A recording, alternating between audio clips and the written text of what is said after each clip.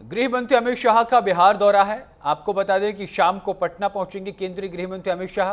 संगठन के नेताओं के साथ बैठक करेंगे, चुनावी रणनीति की समीक्षा भी करेंगे।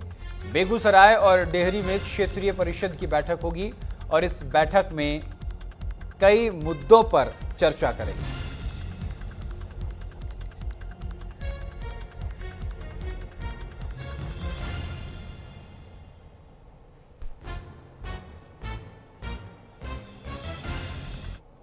और इसी खबर पर विस्तार से जानकारी के साथ हमारे संवाददाता पंकज वानखेड़े जुड़ गए हमारे साथ। पंकज, आज शाम केंद्रीय गृह मंत्री अमित शाह बिहार के दौरे पर हैं, पटना पहुंच गए हैं। किस तरीके की तैयारियां वहां देखने को मिल रही हैं और आप पटना में इस वक्त किस तरीके का माहौल है? बिल्कुल, बेशक देखिए गौरव, महत्वपूर्ण इसलिए जाता है कि अभी कुछ दिन पहले राष्ट्रीय अध्यक्ष जेपी नड्डा दौरे पर गए थे और उसके पहले प्रधानमंत्री नरेंद्र मोदी 15 तारीख को गए थे और लगातार यही प्रयास है कि एनडीए बेहतर नंबर के साथ वहां पे चुनाव जीते। इसलिए लगातार प्रयास किया जा रहा है और भारतीय जनता पार्टी रणनीतिकार के तौर पर गृह मंत्री अमित शाह वहां पहुंच रहे हैं।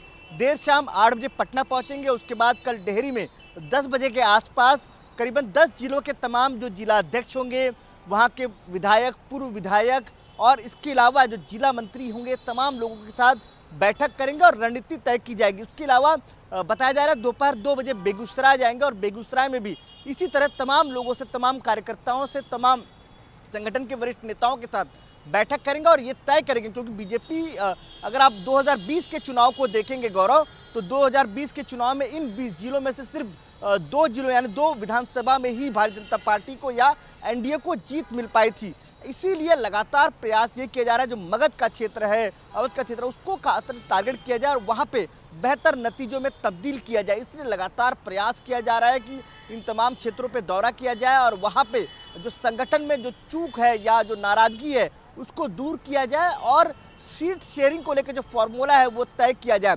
क्योंकि लगातार जिस तरह से एनडीए गठबंधन में तमाम पॉलिटिकल पार्टीज की जो नाराजगी के जो सुर है वो नजर आ रहे हैं। चिराग पासवान का अलग सुर है, वो कह रहे हैं कितने नंबर पे हम चुनाव लड़ेंगे। उसके अलावा जीतन मांझी कह रहे हैं कि हम जो नंबर्स भारतीय जनता पार्टी और जेडीयू हमको देना चाहती है हम उसमें सेटिस्फाइड नहीं है।